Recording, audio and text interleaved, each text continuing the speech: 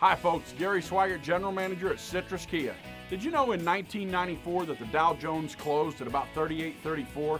Price of a dozen eggs was 88 cents, movie tickets were $3, and gas was a little over $1 a gallon. Well, Kia is celebrating 15 years of selling cars in the United States. Our plant opens in about 4 or 5 months, and they want to roll prices back this month to 94 prices. We, Citrus Kia, would like to take it one step further, so we asked the manufacturer, if we sold enough cars, will you give us more money to give back to the customer? They said, absolutely. Check this out. 2009 Kia Spectra, not 17.2, 10,987. That car's with air. Kia Sportages, 2009, not 21 grand, 14,785.